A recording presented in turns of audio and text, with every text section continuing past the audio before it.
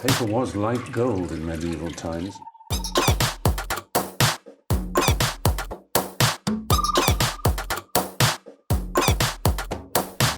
Oh, not tobacco, sugar.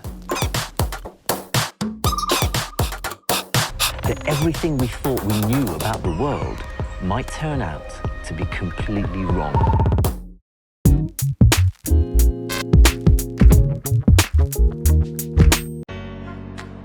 It's the musical that took the world by storm. The story of Alexander Hamilton, one of the more obscure founding fathers, told through the medium of hip-hop that dazzled America and became an overnight sensation.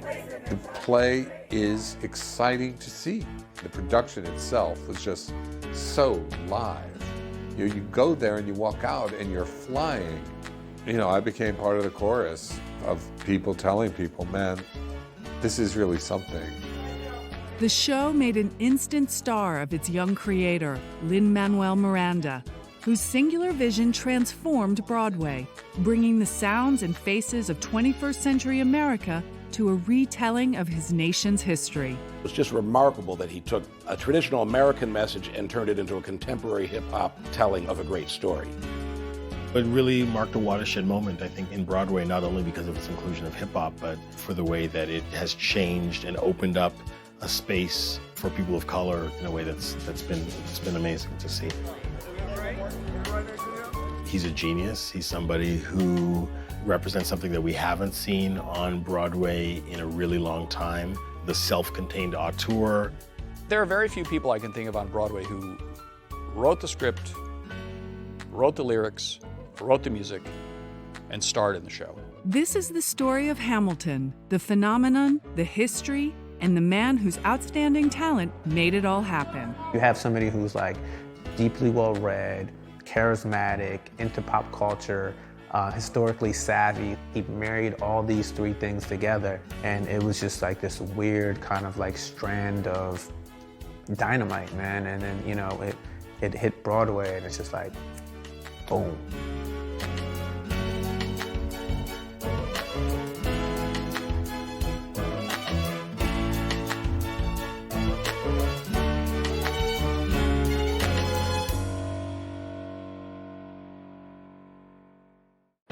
When Hamilton first premiered in February 2015, it was an instant hit. Universally acclaimed by critics, the play soon became the hottest ticket in New York City, with queues for the chance to get a seat stretching around the block. The unlikely mix of history, hip-hop, and musical theater had caught almost everyone by surprise. And as the Hamilton phenomenon grew, public attention was quick to focus on the show's charismatic creator and star, Lin Manuel Miranda. Lin Manuel Miranda is an actor, a singer, a rapper, a librettist, composer. And he works primarily in musical theater, but he's also done television, he's done film. And he's one of the most powerful and sort of galvanizing forces right now in the American musical theater scene. He went to Wesleyan, which is a good liberal arts school, and it was at that time that he began to merge a lot of his interests from his youth growing up in New York in musical theater, in hip-hop, salsa, and other kinds of Latino music. He began to use those to forge musical theater of his own that would, in the end, come to form a kind of a revolution in what musical theater could be. He is rare, especially because he's also a performer. The only thing Lin is missing is Lin is not a director or a choreographer. He may well become a director, I don't know. He's certainly a capable, talented guy, he could do it. Born in 1980 to Puerto Rican parents, Miranda was raised in the heavily Latino neighborhoods of both Washington Heights and Inwood in New York's Upper Manhattan. His gift for music and the performing arts showed itself at a young age and earned him a place at the liberal arts college Wesleyan University in the late 90s. It was at Wesleyan that the young Lin Manuel first started to combine his twin interests of hip-hop and theater. He founded an improvisational hip-hop troupe called Freestyle Love Supreme and performed in numerous musical and theater productions on campus. But it was during his sophomore year at Wesleyan that Lin Manuel's prodigious talent started to separate him from his peers. He began writing the first draft of In the Heights, a musical with an unusual blend of Latin music, salsa, and elements of rap that was set in the Dominican-American neighborhood of Washington Heights in New York City. Together with the young theater director Thomas Kail, Miranda developed the play into a full-blown Broadway production, which premiered in Connecticut in 2005, before finally achieving a major opening on Broadway in 2008. I loved musicals. I wanted a life in musicals. I knew I was never going to get cast as Bernardo because I don't dance I'm not a ballet dancer. I knew I was never going to get cast as Man of La Mancha because I have a rock voice. I don't have an operatic voice. And if you want to be in musicals and you're a Puerto Rican dude, that's all you get. That was what existed in the canon. And so I started writing in the Heights because I wanted to make a way for myself. It's a story about Dominican Americans living in Washington Heights in New York, which is where Lin Manuel Miranda is from. So it's a kind of story of the lives of these people who have dreams and aspirations and hopes and desires to achieve the American dream. In the Heights kind of established him as the new Spike Lee. It's this brilliant piece of writing, and on surface level, you think it's this story about striving, which it is, and also family and kind of this cultural diversity where you see this Latin family in the Heights, in this section of Manhattan. But really, it's this story about gentrification. In the Heights is a very traditional musical. What made it distinct from that tradition was that it was using different sounds than had formerly been used to such an extent in musical storytelling on Broadway. Specifically, it merged in an early form hip-hop and Latin music. We haven't had a lot of Latino shows on Broadway. I mean, I think of West Side Story and In the Heights, and that's pretty much the extent of it. And Lin is a New York City kid. And a lot of Broadway shows tended to be set either in the past or in a kind of fantasy world, you know, the fantasy world of The Lion King or the 19th century opera house of the Phantom of the Opera. Lin's show was contemporary. It was his life in the Heights, the people in his neighborhood. 96,000. Damn! 96,000? Dollars? Holla! 96,000! That's a lot of free cams. 96,000! Yo, if I won the lotto tomorrow, well, I know I wouldn't bother going on no spending spree. I'd pick a business school and pay the entrance fee. Then maybe if you're lucky, you'll stay friends with me. I'll be a businessman richer than Nina's daddy. Donald Trump and I on the links, and he's my caddy. My money's making money. I'm going from po to moto. Keep the bling. I want the brass ring like Frodo. Oh no, here goes Mr. Braggadocio. Next thing you know, he's lying like Pinocchio. It's just the language, the excitement of it. In the Heights, when it was on Broadway, was just a really exciting cultural moment. It was really powerful, and I think a lot of that is rooted in Lin Manuel's skill. The incredible charisma of Lin Manuel Miranda, that was the first time we had seen that coming through full bore in a musical written by the person who was playing it. It's important to note that both in the Heights and especially in Hamilton, a lot of it was written by the author for himself to perform, knowing what he can do. It is extremely rare.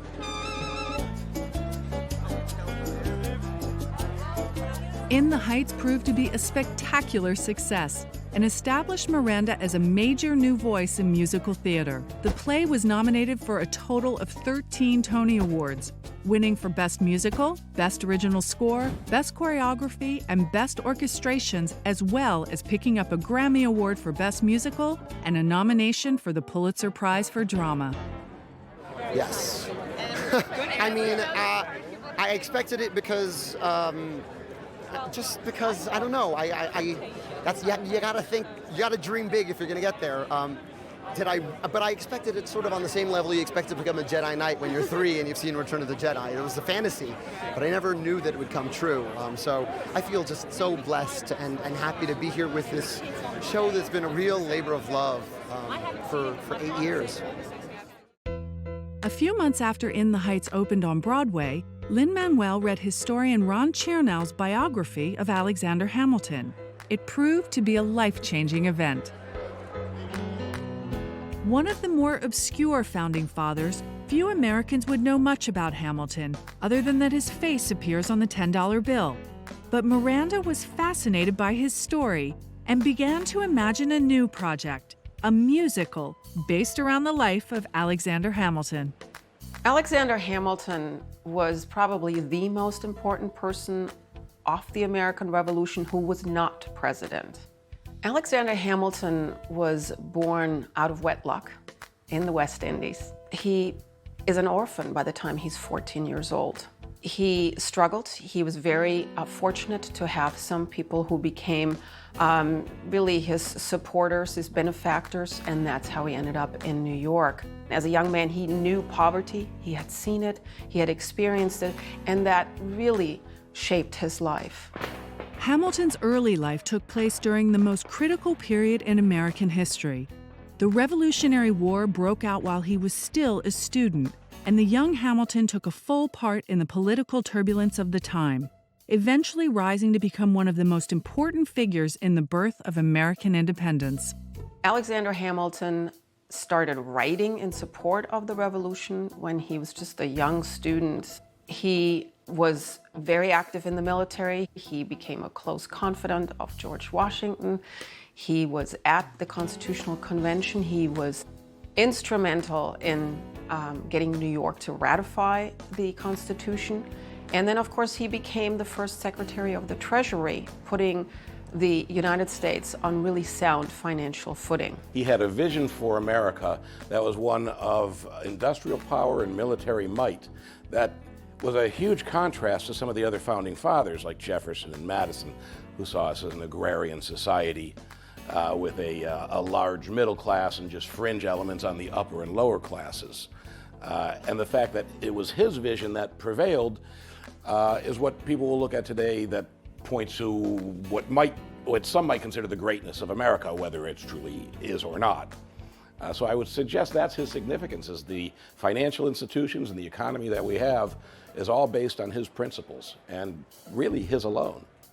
Alexander Hamilton was a true capitalist who believed that free trade was best for the country, was best for merchants in the end, and was best for customers in the end.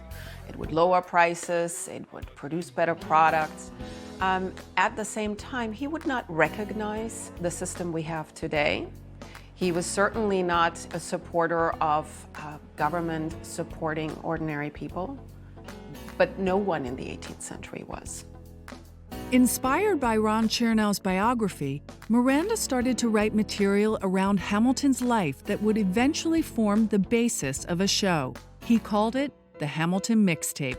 He has everything in his life that makes for a great story, that makes for a great musical, and in so many ways it's perhaps surprising that it took until the 21st century that we have a play based on the life of Alexander Hamilton. I think it's kind of surprising that Lin Manuel decided to do an entire musical based on the life of Alexander Hamilton, especially having done In the Heights previously.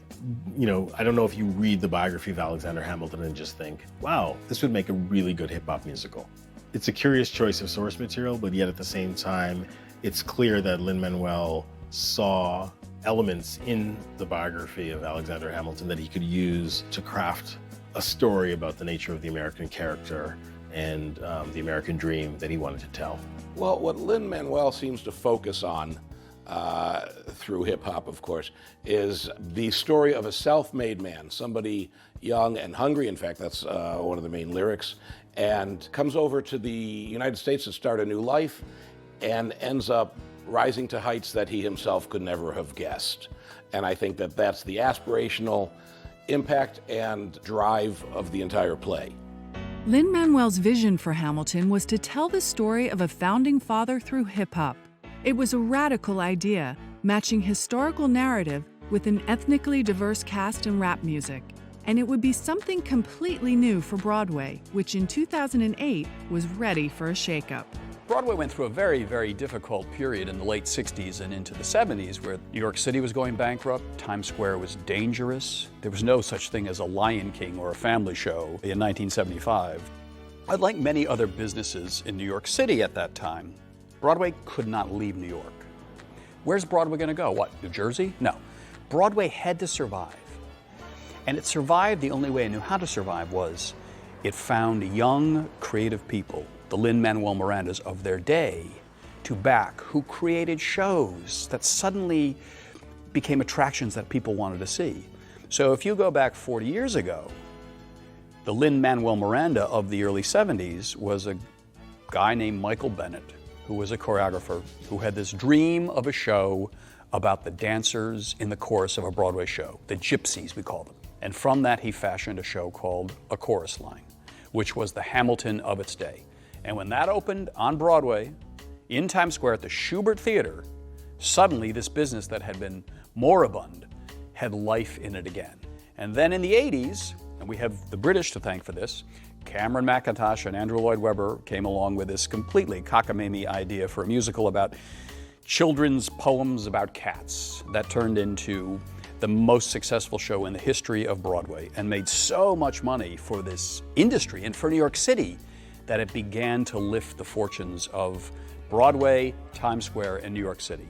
And then when you start to have things like Les Miserables and The Phantom of the Opera and Miss Saigon, you have a Broadway that is no longer the backwater of the entertainment industry, but a business that is literally making billions of dollars on these shows that travel all over the world. By the time Hamilton was being developed, the American musical theater was kind of in an amorphous and, you might say, almost morbid state of uncertainty about what it could be.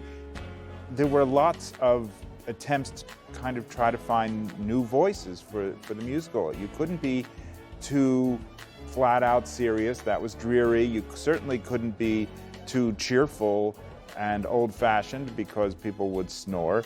You couldn't have phantoms with masks singing at the top of their lungs. There was just a lot of things you couldn't do anymore, and yet not a clear idea of what you could do. In 2008, when In the Heights appeared on Broadway, a lot of the other shows of the time tended to be jukebox musicals, and by that I mean musicals that would take an existing song catalog by a pop artist or band and then create an original dramatic narrative around that song catalog. So I'm thinking of Jersey Boys, for instance, which celebrated the music of Frankie Valli for seasons, Mamma Mia, which celebrated the music of ABBA.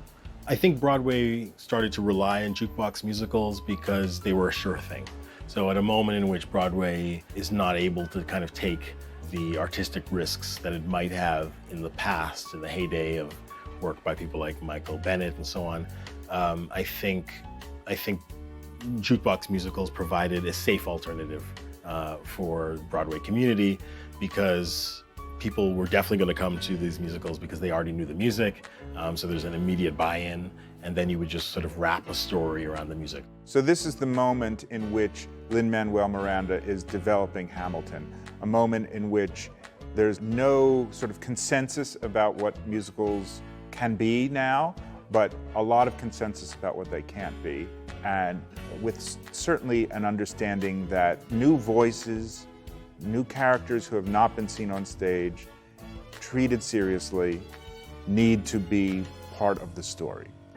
As the show developed, industry insiders started to circulate rumors about an exciting new musical based on the life of Alexander Hamilton. And in May 2009, the public got their first look.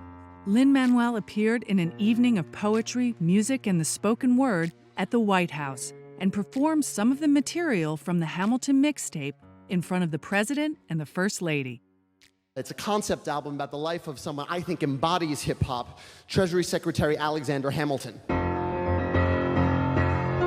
How does a bastard orphan son of a whore and a Scotsman dropped in the middle of a forgotten spot in the Caribbean by Providence, impoverished and squalor, grow up to be a hero and a scholar? The $10 founding father without a father got a lot farther by working a lot harder, by being a lot smarter, by being a self-starter. By 14, they placed him in charge of the trade and charter.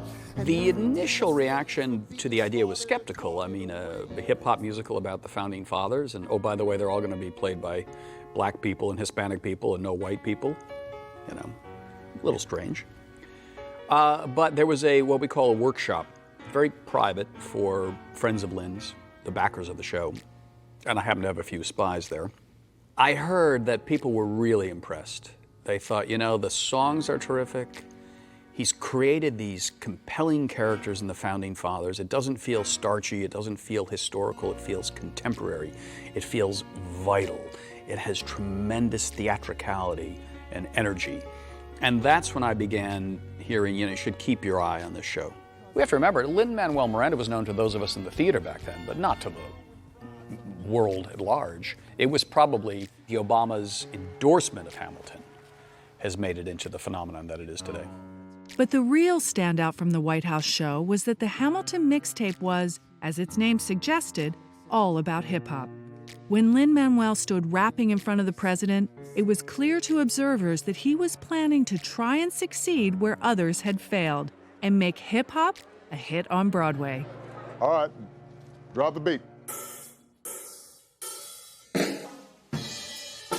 He's throwing up some words. I'm gonna say some freestyling that you never heard. Constitution, the POTUS. I'm freestyling, you know this. Obamacare, okay, I'm looking up because it was before you enacted that system. The Federalist Papers, Hamilton wrote the other 51 and greater. And Sonny and Bo is canine. It's insane, asinine. Oh my God. We're telling a story with music on stage, so it's a musical. That's really the only definition of musical theater music. We're telling a story on stage through music. Punto. Everything else, it's up to you to write the rules. And for me, the fun was, you know, if that initial inspiration was Hamilton is a singularly hip-hop character. You can't tell his story in any other musical genre porque usa más palabra. He uses more words than any of the other founders. He leaves behind more writing than any of the other founders. If you did an opera, it would be a day long. You need hip-hop because hip-hop has more words per measure than any other genre of music. And also it has that energy of making something out of nothing, of writing so well about your circumstances that you transcend them. There have been many attempts historically to try to incorporate hip-hop into musical theater in particular. I'm thinking in the 1990s of Bringing the Noise, Bringing the Funk, the George C. Wolfe directed show that starred Savion Glover, that was a mix of tap and funk and hip-hop. And that was quite successful in its time. But I think generally speaking, hip-hop as a form that pursues a certain kind of authenticity that is very much related to street credibility, that is very much rooted in the blues, where you know you live the life that you sing about in your song or that you rap about in your song.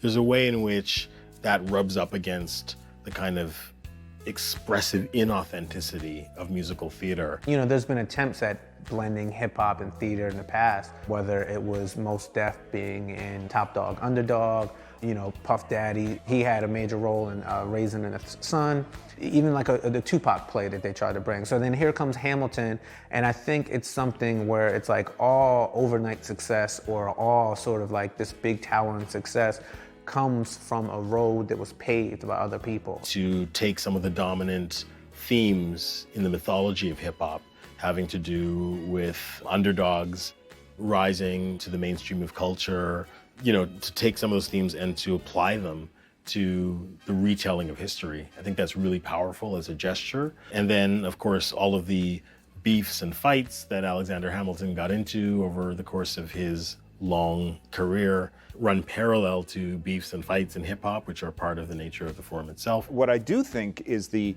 core of the success of the use of hip-hop in Hamilton is the fact that in any 1-minute passage of a song in hip-hop, you will have, say 4 to 10 times more words than you would in a traditional song. So he has the ability to provide 4 to 10 times more information in any moment of the show.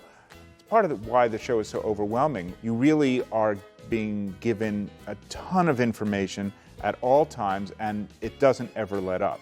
Once I decided Hamilton is a singularly hip-hop figure, and this is all my first time reading the book, mind you, I go, okay, so what does he sound like? And that's how you start to build a score. All right, so he's going to be like my heroes. He's gonna rhyme 6 syllables on a line if he needs to. He's gonna be the son of Rakim, the son of Eminem, the son of Big Pun. Big Pun, who has one of my favorite hip hop lyrics of all time. Dead in the middle of Little Italy, little did we know that we riddled 2 middlemen who didn't do diddly.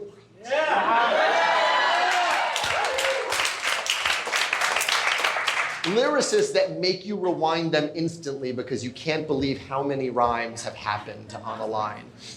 Those are the ones I love and the ones I keep coming back to, and Big Pun was a big one of those for me. And so it took me a year to write my shot, because my shot is mostly in Hamilton's voice, and I wanted it to have those big punish lines where every syllable is filled and making at least a 4-syllable rhyme every time, right? So it's, I'm a diamond in the rough, which is a Big Pun lyric. A shiny piece of coal trying to reach my goal. My power of speech is unimpeachable. Only 19, but my mind is older, which is a Mobb Deep lyric. These New York City streets get cold. I shoulder every burden, every disadvantage. I've learned to manage. I don't have a gun to brandish. I walk these streets famished. The plan is to fan this spark into a flame. But damn, it's getting dark, so let me spell out the name. So even the end of line agrees with the beginning of the next line. So they have to follow each other. And it's as strung together as like the best thick rope. So now, what does everyone else sound like? Okay, so I'm reading about George Washington, and I'm reading about him fleeing New York, and it's this moral authority. He's the only veteran we have. So it's this very regimented, it's as regimented as military thinking is. It's, can I be real a second? For just a millisecond, boom, let down my guard and tell these people how there's no syncopation in it at all. It's super because he's a military man. He likes a military rhyme. Thomas Jefferson. Thomas Jefferson misses most of the war, but he writes our founding documents. He writes that Declaration of Independence, but he's just been chilling in France. He's been an ambassador to France. So I sort of cast him as the jazz that leads to hip hop. So I listen to a lot of Lambert, Hendricks, and Ross. I listen to a lot of Gil Scott-Heron. I listen to sort of the jazz that if you put a beat under it, it would be hip hop, but it's jazz. It was cool. Like it was from the flow and to the cadence and to the way they were dropping on the beat. I mean, so much so that the soundtrack to Hamilton like charted. Like people went into, like people could say like, oh, I was into Hamilton, did you go to the show? Nah, but I listened to that soundtrack. And especially you think about all these people who weren't able to get tickets to the show, and it's like instead they have this like soundtrack that they can go to, and you can bear witness to the talent on an audio level. Lin Manuel eventually sent a copy of the Hamilton mixtape to Oscar Eustis, artistic director of New York's Public Theater. Originally founded by the left-wing producer and director Joe Papp, over the years the public had built a reputation for original, challenging, and radical theater. When Oscar Eustis heard Lin Manuel's tape, he immediately offered to develop the show at the public, and Hamilton had its first home. Public Theater was founded by Joe Papp in the 1950s, and he believed that Shakespeare and theater should not just be for the rich. They should be available to the poor and the working classes of America. And that's why he called his theater the public theater, because it's for the public. Some of the musicals that the public has produced have represented real change points in the development of musical theater, starting with one of its earliest, Hair, in 1968, which began downtown off Broadway, and they moved it to Broadway. A chorus line is the most famous one and has helped them produce serious non-musical plays for decades ever since. And more recently, a show like Fun Home and Hamilton have also been produced there. Lin sent the tape to Oscar. I'm sure Oscar liked some of the tunes, but Oscar hadn't seen the script yet. He didn't know what the show was going to look like. But he liked what he heard, and more importantly, he liked Lin Manuel Miranda. He believed that Lin Manuel Miranda was a genuine artist who was going to create something that he wanted to be a part of. And that is fundamentally the job of the artistic director. It's what Joe Papp did brilliantly, and it's what Oscar does. They back the people who are going to create the shows that we're one day going to be talking about. To the extent that a show needs to build from a core audience toward a larger audience, it's often useful that a show be able to be branded that way, and people know, oh, that's likely the kind of thing I'm going to enjoy. What happens, though, is you open to the public theater, You already have this buzz building about the show. You have the critics coming in. They rave about it. You only have 250 seats to sell a night. Every VIP in this country, believe me, was trying to get into that show, which just amped the buzz even further. So you have this phenomenon created in this tiny little theater that's going to have to explode eventually, and the only way it can explode is to go to Broadway and explode there. Hamilton opened at the public in February 2015 to huge acclaim. Critics raved about Lin Manuel Miranda's vision, and a seat in the small, intimate auditorium soon became the most sought-after ticket in town. You know, a publicist in New York was like begging me to go see it. And he's saying, oh, you know, it's really good, you know, it's like hip hop and, you know, American history. And I'm like, oh man, like Broadway does hip hop. No, thank you. You know, and I finally just, you know, kind of to humor this guy, you know, said, okay, you know, I'd like tickets for tomorrow. And I was just knocked out. It was like the last thing I expected. The reviews for Hamilton were off the hook. I mean, it was really one of the best reviewed shows I can imagine. There's been a few moments in my lifetime in American theater where there's just been shows that are not really just shows, but they are cultural movements in a particular direction. And I think Hamilton is also one of those incredibly galvanizing moments in American theater where it's critically acclaimed and it's also commercially successful.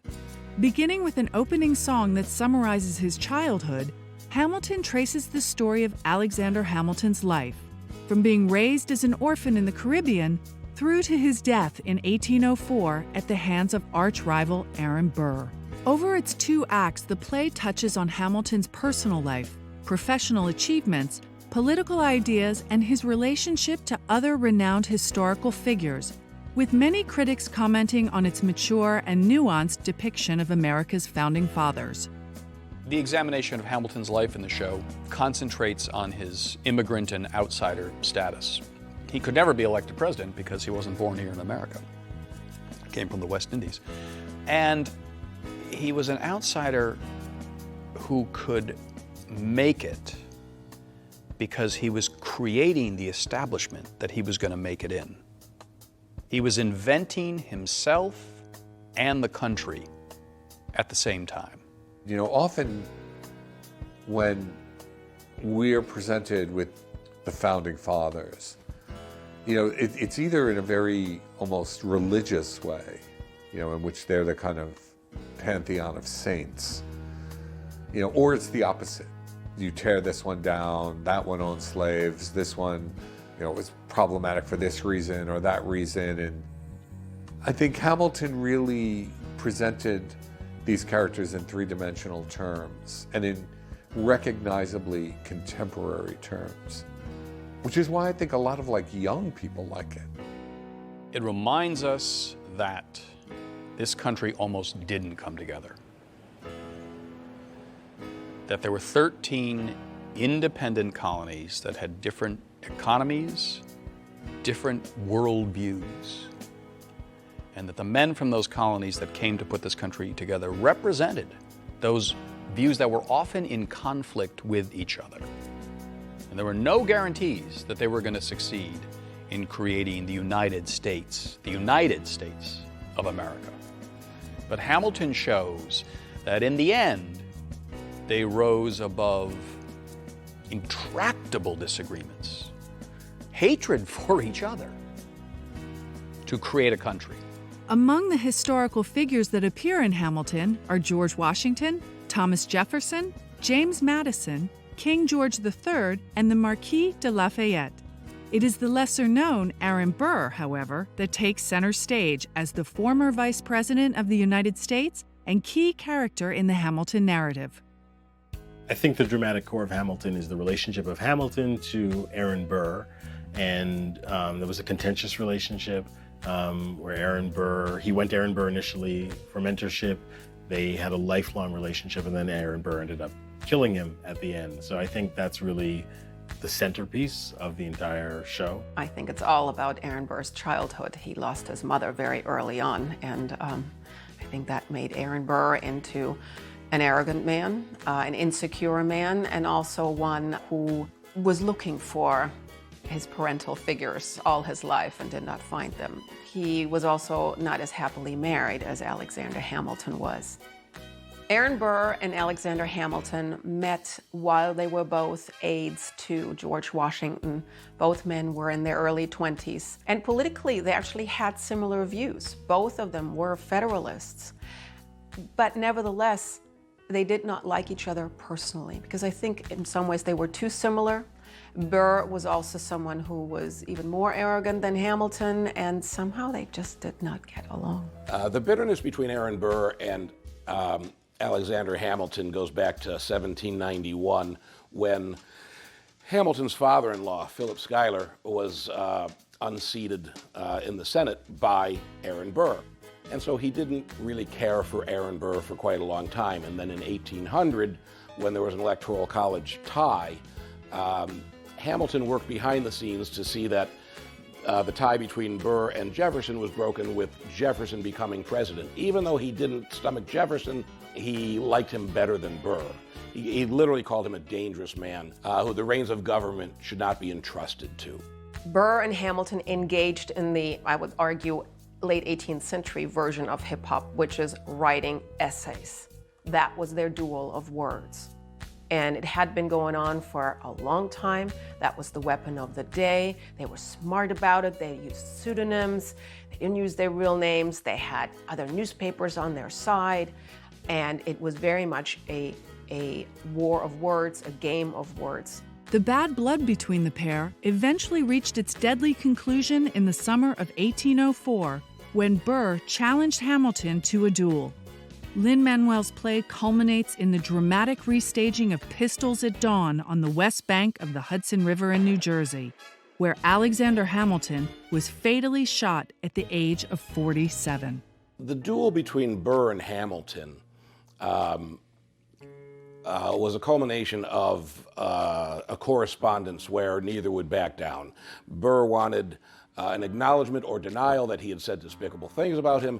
Hamilton refused to acknowledge anything unless he was more specific, and it became a stalemate, and to where it became a battle of pride. And when he said, "I challenge you to a duel," Hamilton agreed. Hamilton could have ended it by simply saying, "If I've said anything to offend you, it was unintentional." That would have done it. Hamilton did have an abhorrence for dueling. He suggested that it was completely uncivilized, he was against it, yet his pride was on the line. Hamilton writes a long list of the pros and cons, and then he proceeds. I think he knew he was going to die. I don't think Burr gave it as much thought as Hamilton did. I also think that Hamilton wanted to miss the shot. Burr did not.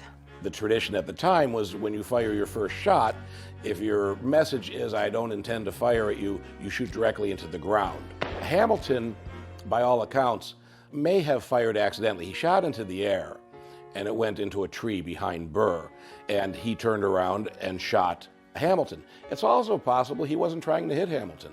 It's possible he likewise was intending to miss, but pistols back then oftentimes went far off from other targets. As well as their deadly encounter on the banks of the Hudson, the play depicts Burr's refusal to assist Hamilton in the drafting of the Federalist Papers and introduces the audience to some of the central ideas in Hamilton's political philosophy. The Federalist Papers are a series of essays that Alexander Hamilton and James Madison wrote together to persuade Americans to ratify the Constitution, to understand the Constitution, to understand why there needed to be a separation of powers, why a republic was the only way a country could survive that would not be a monarchy, why we needed to have a House of Representatives that was popularly elected, but why we also needed senators who would, at that point at least, not be popularly elected, why we needed to have an independent judiciary, why we needed to have a limited executive, why we needed to have a treasury, why we needed to have a Bill of Rights eventually. When you really think about that era and consider that some of the greatest minds of our time happened to be alive and in the same room to make these things happen, is a compelling story. And Hamilton himself was the visionary whose idea of an industrial culture and turning a country into a superpower was the vision that prevailed. It makes him all the more fascinating, and it's a format that enables us to really see the other people around him and how this was possible. This theme is further illustrated in the show by Hamilton's relationship with both Thomas Jefferson and James Madison, played by David Diggs and Okiereri Onadowan, which sets out the competing visions that the trio had for the future of the USA. Hamilton's relationship to Jefferson and Madison was one of contemporaries. They all started out as Federalists, believed in a central government, but diverged in terms of how strong that central government should be.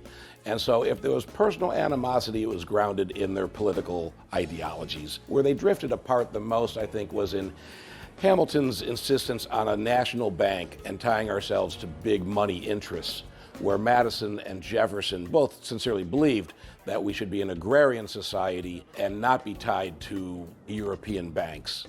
Madison and Jefferson both believed that it would take 1,000 years to settle this country east to west. And I think Hamilton understood somewhere, somehow, that it was going to be much faster than this, and that the country needed to make preparations for growing, for increased commerce, for increased competition with other countries, and for treaties with other countries. Finally, the musical explores Hamilton's personal life, his marriage to the wealthy Elizabeth Schuyler in 1780, his extramarital affair with Maria Reynolds, and the tragic death of his eldest son, Philip, who is fatally wounded in a duel in a grim foretelling of the fate that would later befall Alexander.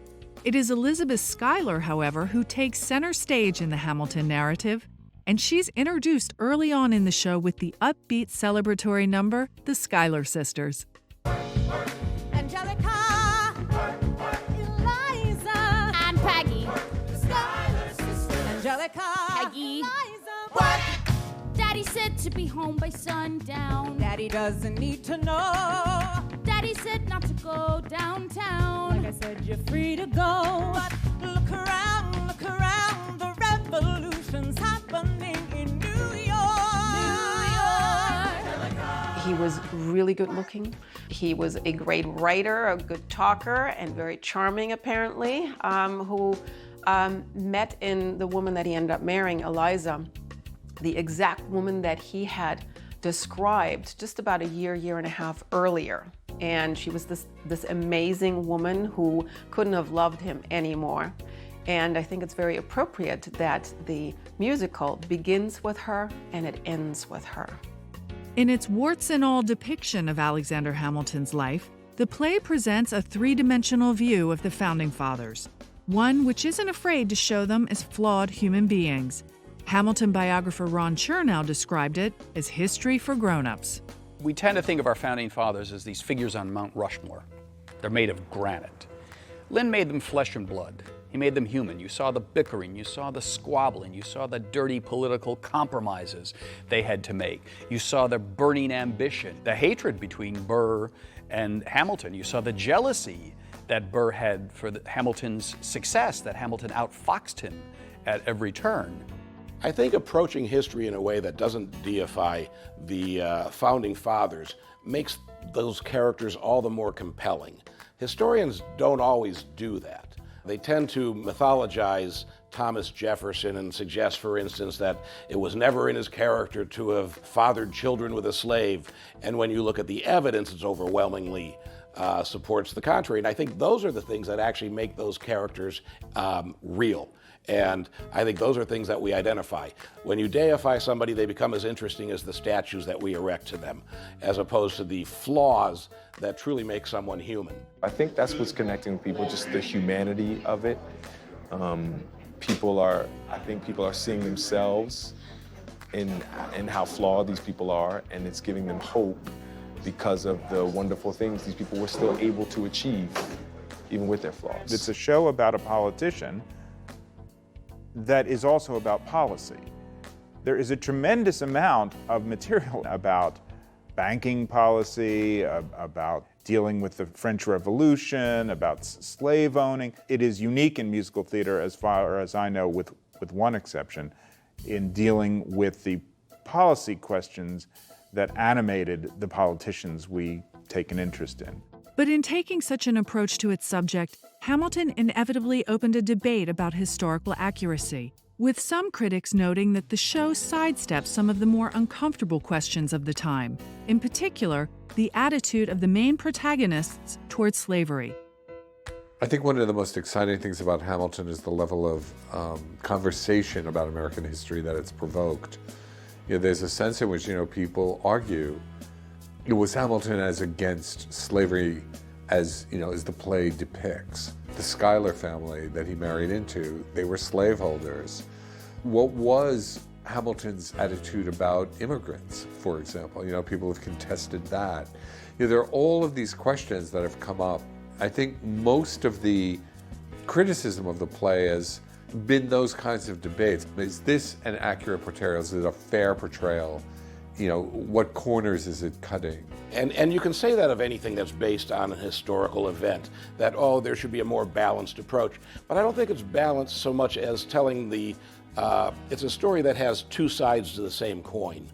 And in his instance, it's the contradiction of being a self-made man coming from nothing, and yet his vision for America's greatness lied in elitist ruling. And I think they go hand in hand, and to not examine one is to leave something out that I think is integral to his character and to his story. Nonetheless, what is there is accurate. Hamilton's most obvious break with historical accuracy is in the makeup of its multi-ethnic cast. With almost all of its parts played by actors of color, Hamilton presented a bold statement about diversity and the nature of contemporary America. I think the statement is, this is our history too. We are here, and we can play these roles, and we can make it our story. It's the way it kind of flips this convention of what America is. And so some of my favorite images that are kind of seared into my brain is when you see, to take it to music, when you see Frank Ocean, who is a singer, and he wears an American flag as a bandana, or Outkast, and they'll have a flag behind them. It's so incredibly powerful, where it's you've taken the foundation of this country with the actual idea of what this country is, and now people are seeing that, and it's just this imprint that's just going to be kind of a permanent record to a lot of young people. When you're watching it on stage, after about a minute, it makes no difference. This is the man who is James Madison. This is the man who is Thomas Jefferson.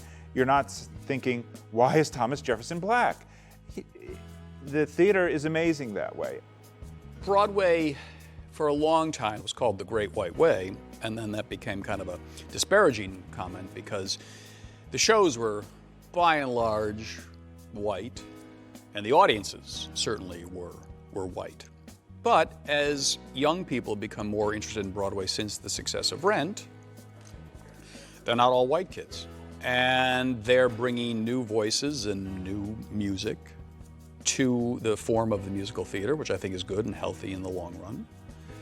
And I think Hamilton is a show that says, doesn't matter what color you are or what your background is or what your ethnicity is, the musical theater is an art form that you can thrive in, that you should be attracted to. There has been so much exclusion in the theater in which people of color have generally only been able to tell certain kinds of stories and to say certain things on Broadway, and their involvement in Broadway has been very, very circumscribed and very limited.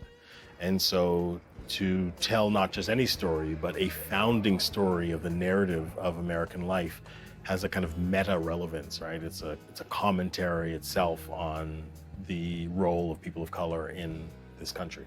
I've gotten emails from movie executives who say, you've totally made me rethink the casting of this project or that project, because I saw what an incredibly talented, diverse group of faces can do to an audience. That's wonderful. That's a wonderful feeling. It's a wonderful feeling to have that kind of impact, and when something has that kind of success, it reverberates. That's part of the excitement that I think people felt. Who are these amazing performers? Why haven't we seen them before? Oh, because there was nothing to see them in. And Hamilton proved to be the perfect platform for a new generation of actors to show their talent. A host of standout performances earned the play's cast a total of 7 Tony nominations, with Lin Manuel Miranda, Leslie Odom Jr., Philippa Sue, Daveed Diggs, Jonathan Groff, Christopher Jackson, and Renée Elise Goldsberry all recognized for their work. Well, I thought Lin Manuel Miranda was great in his role, obviously, as Hamilton. I mean, you know, in a sense, he was telling his own story. I feel like he very much identified with the character that he created. And Daveed Diggs, who played Lafayette and Jefferson, you know, just moving between those two roles was really fun and exciting and intriguing to watch. Getting to play a role where I get to take these things that I learned from just trying to walk around like my dad walks around, you know, has been so great. I don't know. And Thomas Jefferson, like, come on, there's no way that should be real. That I should get to read lines written for Thomas Jefferson and be like, yeah, that's my father. Except maybe that's way too real. You know, I think it's been so great, and it's been so much fun. It's one of the great things about this process is how much of ourselves we were asked to bring to it, and how much sense it kept making to do that. Well, I think the real star of the show, in terms of the acting, was Leslie Odom Jr. And, you know, Lin is certainly a talented guy. He created this show, but he was the weakest performer of them all because he's not a great actor. And Leslie Odom was so charismatic and so compelling as Aaron Burr. And also, it's always better, I think, to play the villain. You know, it's just a juicier part. And Leslie played it with a kind of ferocity and an intensity that was pretty thrilling when you saw it. And when he was, especially at the Public Theater, he was at this level, and Lin was still, you know, wobbling around here trying to find the character. Now, I mean, listen, he also was writing the show and fixing the show, so he had a few distractions there. But Leslie, to me, was the real star of that show. This show has, you know, sort of helped me find some direction, helped me find some purpose again. This is what I always felt like I was meant to be doing, but I was waiting for Lin to write it. To me, it was the combination of their exceptional qualities that was stunning, that they were able to find so many people who could perform very difficult work so brilliantly.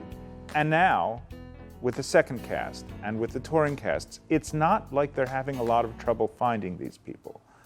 They've been waiting for something to come along with which they could show who they are. So that, to me, is the thing. Yes, I loved Renée Elise Goldsberry or Daveed Diggs, or each day might be a different person depending on what I'm listening to, but it was more all of them together that did it for me. But as with any work of musical theater, the star of the show is the music itself. Although billed as a hip-hop musical, the play's score moves beyond rap to take in a series of other styles, from beat music of the 1960s to traditional show tunes. On its release in September 2015, the original cast recording proved to be an enormous hit, reaching as high as number 3 on the Billboard chart and winning a Grammy Award for Best Musical Theater Album. One thing that's beautiful about Lin Manuel Miranda is that he really reflects the way we listen to music now. We listen to every kind of music, so every kind of music is useful when you're writing music theater now. And there isn't really a style of music in this season alone. There's country music, there's hip hop, there's classical. It's all really there. It's all relevant. It all matters. And the most important thing as a performer that you can do is really have the confidence to know that what you're your voice is doing is right.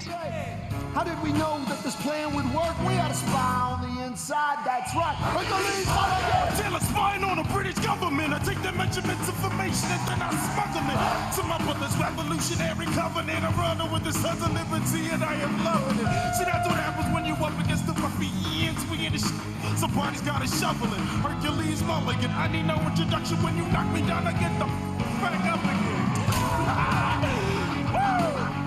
I think the music of Hamilton is really interesting because although it is clearly rooted in hip hop, and some of the standout numbers in the show are the rap numbers, there's also a lot of other types of music in the show. There's kind of British pop music of the 60s, there is R&B, there is more traditional kind of Andrew Lloyd Webber style music in it. So it's very, very diverse, much more than I think it's been given credit for.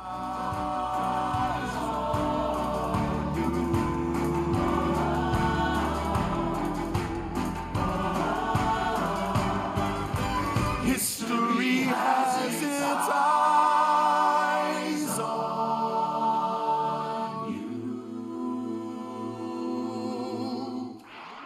I actually think the introductory number, Alexander Hamilton, is probably one of the most striking numbers in the show because it introduces you to the larger themes, the major characters, and Lin Manuel has this thing where his opening numbers for his shows, like in the Heights, his first show in 2008, they provide the kind of narrative impetus for the entire show. They introduce us to all the themes, but they do it with this incredible wordplay. And so I remember seeing it on Broadway and just thinking, wow, like opening number. I mean, the standing ovation almost at the end of the opening number. It was that galvanizing and that powerful. We fought with him. Me, I died for him. Me, I trusted him. Me, I loved him. And me, I'm the damn fool that shot him. There's a million things I haven't done, but just you wait. What's your name, man? Alexander Hamilton. The depiction of King George III in the play is just hilarious because it works on so many levels. The music is very Beatlesque, which is a kind of pun on the English and American thing also. And it's also a kind of pun on like boomer culture and like this young insurgent culture because there's a very passive-aggressive quality to Jonathan Groff in the original production and his performance as King George III. He's dressed up like Elton John. Beautiful, more traditional kind of musical theater numbers, very melodic. Lin has a gift for melody, which I didn't appreciate the first time around. Very important. You can't have musical theater songs without a melodic line. And sometimes hip-hop and rap, the melodic line is not that strong. So if you had a score that was just one hip-hop rap number after the other, I don't think it would be as successful as it is. He's found a way to vary it up. So I think a song like The Room Where It Happens is very, very powerful. It's a slowly emerging song of ambition and jealousy, of Aaron Burr saying, "Why am I left out? Why am I not the one making the decisions? Why am I not there when this big stuff is going down?" So it's a very good character number because it really shows you why Aaron Burr comes to hate Alexander Hamilton, because Hamilton's knocked him by and he's got to get back in the room. And the only way he can get in the room is to kill Alexander Hamilton. One of the really compelling songs in the musical is My Shot, where you really feel that energy of Alexander Hamilton to make it. And that's such an American theme. And I am not throwing away my shot. I am not throwing away my shot. And yo, I'm just like my country. I'm young, scrappy, and hungry. And I'm not throwing away my shot. I am not throwing away my shot. I am not throwing away my shot.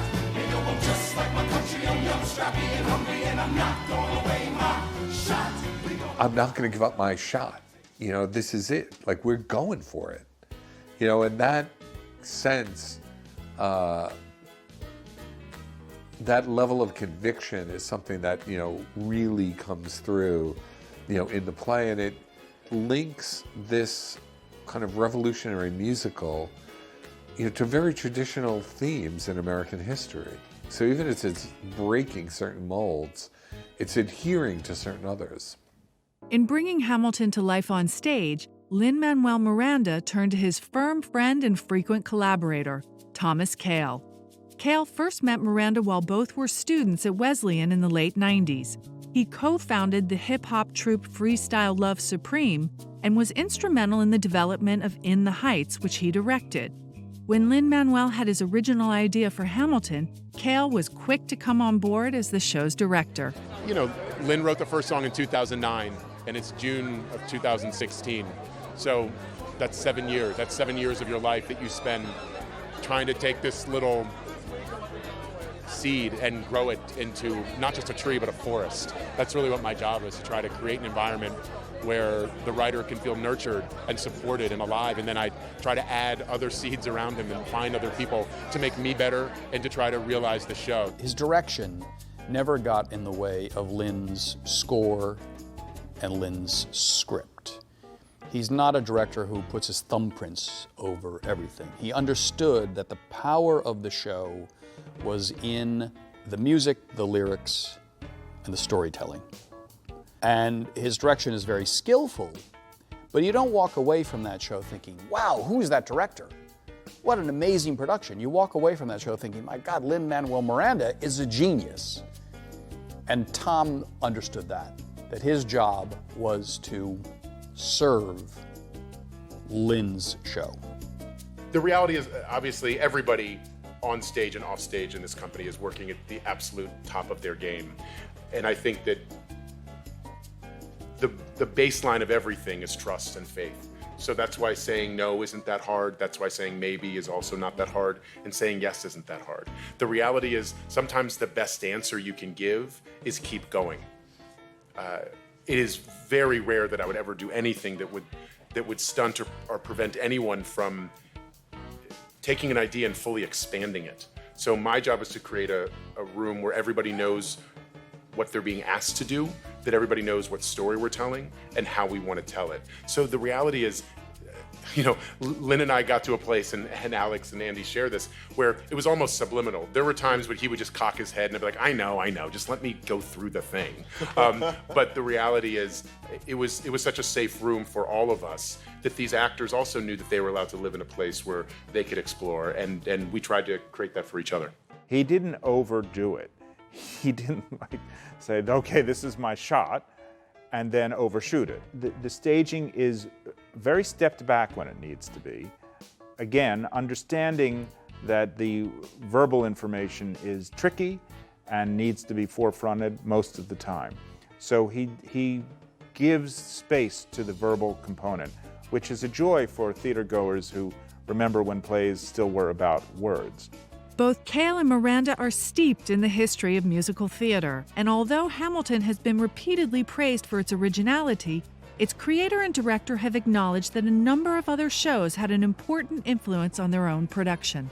Lin Manuel's expertise in the genre is just genius. I would suggest he could very well be the future of American musical theater. And at the same time, he, throughout his work, even though it's enveloped in hip hop, you see a nod to Sondheim in the density of his lyrics. You see Hart and Hammerstein and the great composers that he was obviously influenced by. There are several influences on Hamilton. I think Stephen Sondheim, as Lin acknowledges, because Steve wrote, of course, music and lyrics, but also he did adult shows. He didn't do musical fables. He didn't do shows for the tired businessman. He did, with Hal Prince, challenging shows. Company, which is about marital strife. Follies, which is about aging.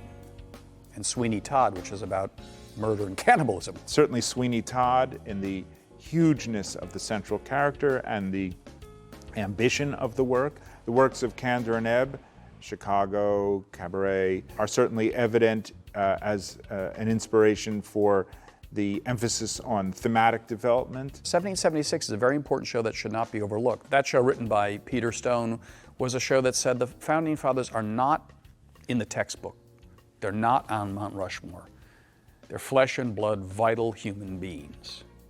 And I think without 1776, I don't think Lin could have pulled off Hamilton. I would also say, aside from the usual names you hear, I mean, Rodgers and Hammerstein are of course there. He quotes them subtly and humorously a lot, Jesus Christ Superstar. But I think you can't forget Gilbert and Sullivan also. The last real exemplars of that level of verbal wit in musical theater. I think Lin would say that the most profound influence on him was Rent. You had no musicals that spoke to young people going through their struggles in the 90s, and that was what Rent was. It was poor, struggling artists living in New York City at a time when many of them were being killed by AIDS.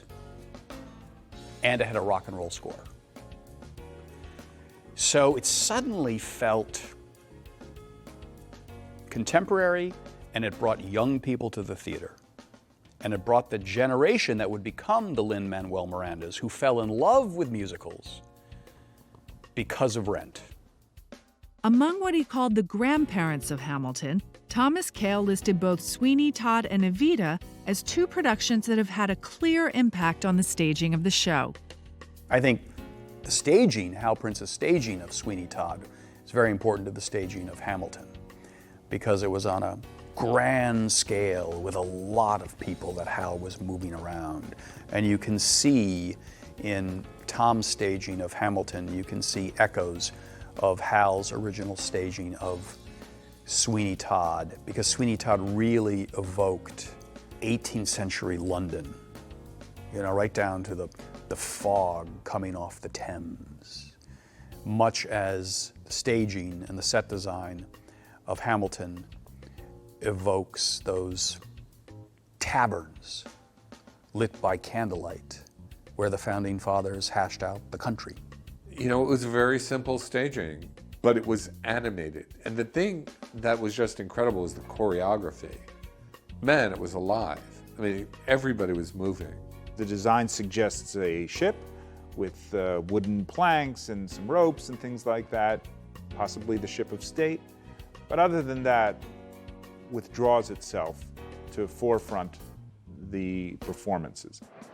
When Hamilton hit Broadway in the summer of 2015, it blew up, becoming nothing short of a phenomenon all over America.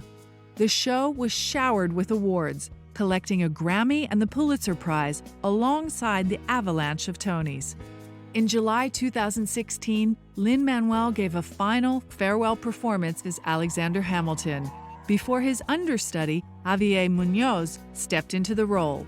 That fall, Hamilton began its journey towards becoming a global sensation. The play began a residence in Chicago.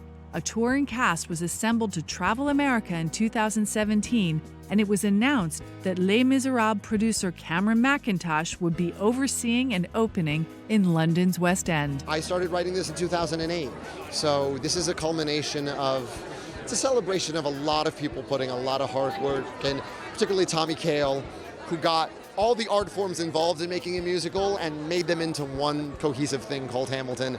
And the fact that we have so many nominations is a celebration of how many art forms it takes to make a musical, and that makes me really happy. Hamilton's success as a musical lies in the fact that certainly it's a great story. It's aspirational, it's American, and it's also a contemporary look at such material through the diversity of the cast, but I think its true genius lies in the genius playwright himself, in terms of Lin Manuel's mastery of language and just the brilliance with which he is able to put a contemporary musical together that appeals. He could write about nothing and it would be brilliant. To take something of such substance can't help but be an amazing success, which of course it is. And his intervention is to really include people of color on the American stage in a way that is transformative and that is sustainable and that changes the notion and nature of the Great White Way as an exclusionary space into something that's much more inclusionary. I think you have to go back to the medium, the use of hip hop, which for the first time in musical theater since possibly the 50s, is a living form in popular music. For the last 40, 50 years, the way people sing in musicals, beautiful as it is not the same as what people are listening to on the radio or on their iPods. What often gets lost is the quality. And it's really good. That's one reason. It's just really good. The socio-political aspects of it, the casting of it, all of that stuff, its connection to larger social issues now that are very much in the air concerning immigration and concerning race. That's obviously important. But if a play wasn't any good, none of that stuff would have mattered. I spent 7 years writing this, so I want to hammer that home a lot. Kicking beats from the cells fueled my writing, but honestly, it takes a long time to get it into this kind of shape, and that's an enormous act of faith, isn't it? Having stepped off the Hamilton stage, Lin Manuel Miranda quickly became a hugely sought-after artist and personality. He was invited to contribute music to Star Wars: The Force Awakens, asked to write songs for the animated Disney film Moana, and handed a starring role in the Mary Poppins sequel, Mary Poppins Returns. Over the course of 2 short years, Lin Manuel had become one of the most famous names in America, celebrated by legions of fans, all of whom wait with bated breath to see what comes next from the man who reawakened Broadway. Broadway's just not used to having like a rock star, right? I'm sure everybody's just like, what are you gonna do next, man? The world is your oyster, and he has all the rope in the world to do anything that he wants, and that's exciting, right? He's carried his audience along with him. He has all these new fans and all these expectations. I want to see if he can now, with the platform he has built for himself and with the skills that he has honed, if he can now use his abilities to tell a musical story without hip-hop. I enjoyed the hip-hop in this show, and I feel like it was necessary to this show in order to convey so much material so memorably. But I wonder what he can do without that. Now, you might say, well, that's the language that he's developed for himself. Why ask him to do something else? And I agree with that, too. But if he's writing a show for me right now, I'd like to see one where he really pushes his melodic abilities to the forefront rather than just his lyrical abilities. I think with a theater person and an artist like Lin Manuel Miranda, you should expect the unexpected. His mind works in ways that mere mortals don't. He sees things that we don't. He read a 900-page biography of Alexander Hamilton, and he saw a musical. He is like Andrew Lloyd Webber in that sense, Andrew read some nonsense poems for kids about cats and saw a musical. He's like Cameron McIntosh, who picked up a 1,000-page novel in French about a guy who steals bread and saw Les Miserables. He's like Michael Bennett, who thought, the stories of the anonymous people who dance in the chorus can make their own show. I think theater people like that are going to come across something that captures their imagination, that only they can see unfold in their head as a show, and eventually they will create it on a stage for all of us to see and enjoy. So from Lin Manuel Miranda, I expect something that I've never seen before.